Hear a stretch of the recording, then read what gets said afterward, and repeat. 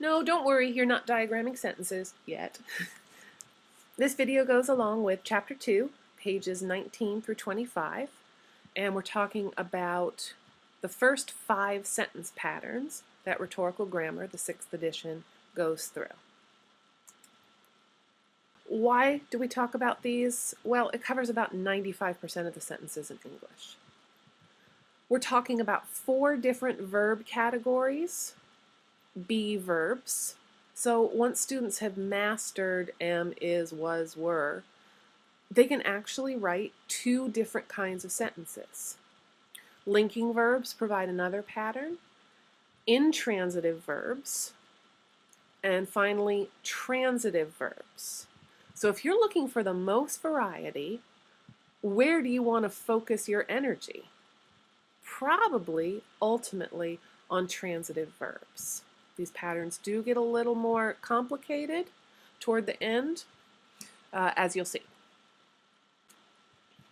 So here's pattern 1, about as simple as you can get. Starts with a subject. Usually you're going to go with a noun phrase. You use a be verb and an adverbial. So what does this mean? We're modifying our verb. Prepositional phrases count as adverbials if they're describing time, place, reason, or manner. The student, here's our subject.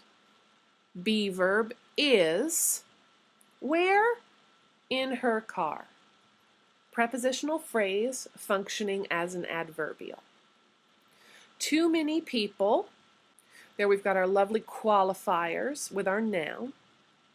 Our plural, be verb. Too many people are where? Here. You'll notice I gave you 2 examples of where because this is really easy for students to grasp. The cat is where?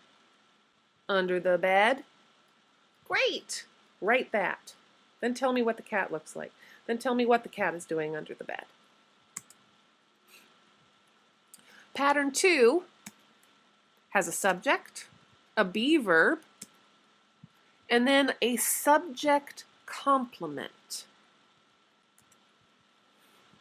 Usually we're talking here an adjective or another noun that's renaming or complementing the subject. That student is what? The class president. Too many people are what?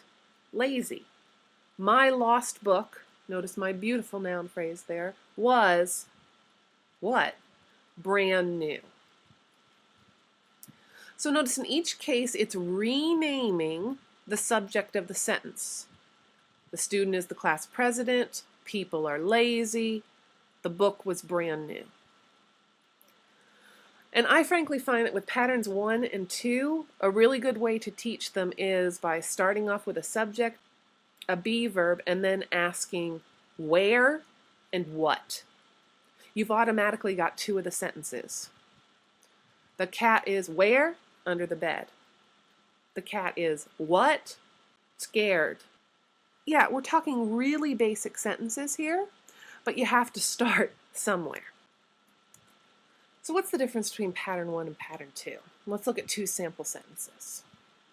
Pattern 1, the student is where? In her car. Adverbial. Pattern 2, the student is what?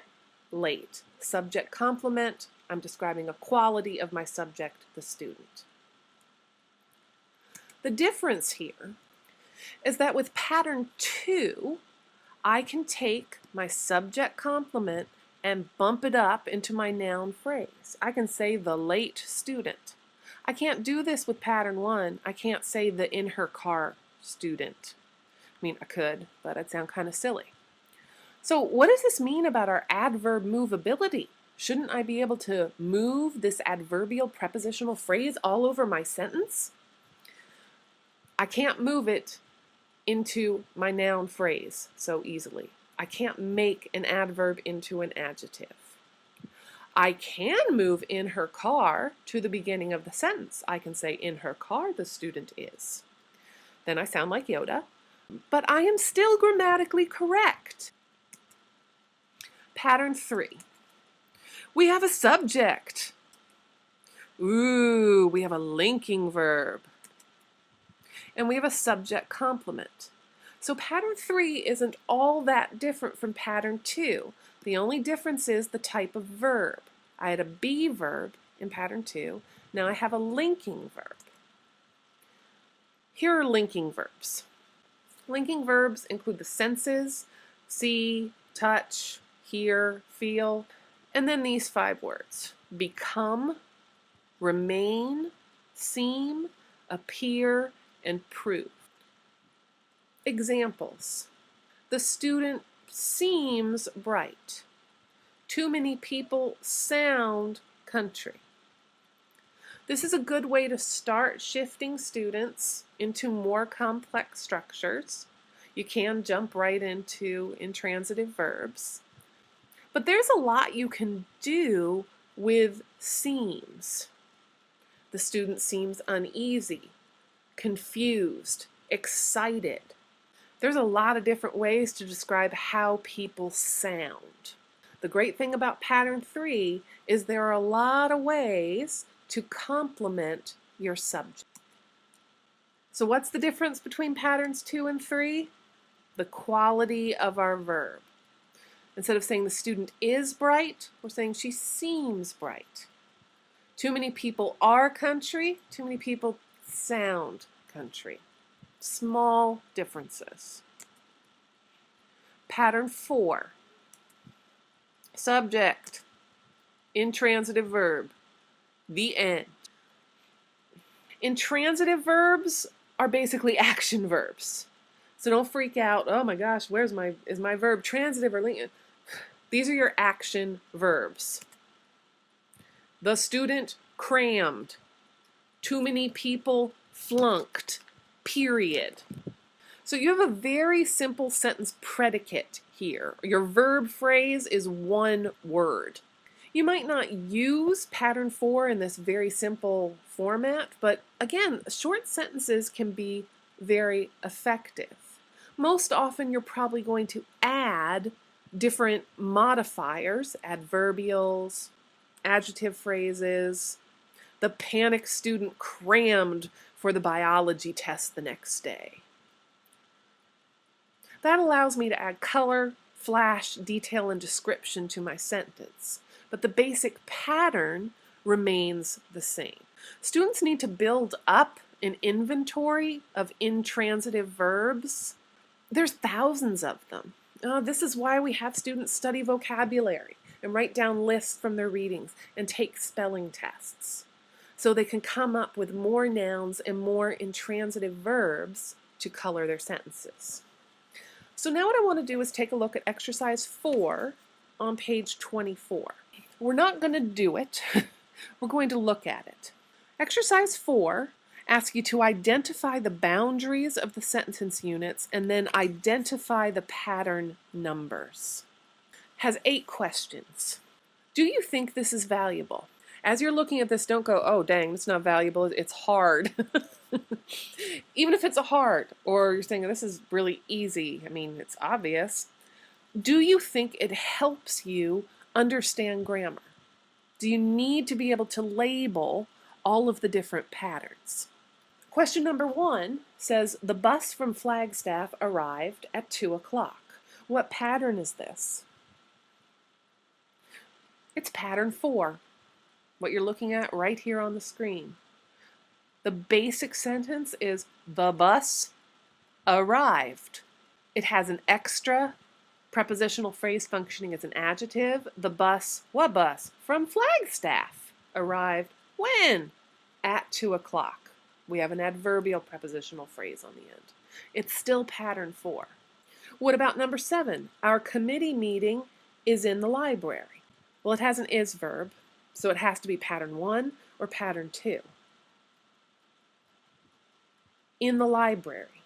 Is that functioning as an adverbial, which would make it pattern 1, Or is it a subject complement, which would make it pattern 2? You can do the movability test, or you can do my what, when, where test. Our committee meeting is where? In the library. That would be pattern 1. I can check it for pattern 2. Our committee meeting is what? In the library. Some people might say, well, yeah, that works too. Because it's describing where so well, however, this is pattern 1. We will start our next class by talking about exercise 4 on page 24. So give it some thought. Try and do at least 1 or 2 of the sentences on your own and think about, is it valuable? Did you get something out of it? Finally, for this video, pattern 5. We always have to have a subject because we're talking about sentences. A transitive verb and a direct object.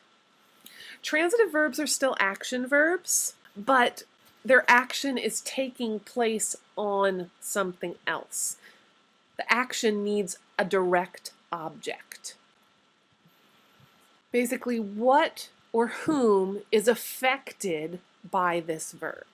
Let's look at some examples. The student needed. This really can't stand on its own like a pattern 4 sentence. The student needed what? I need a direct object. Biology. Too many people took.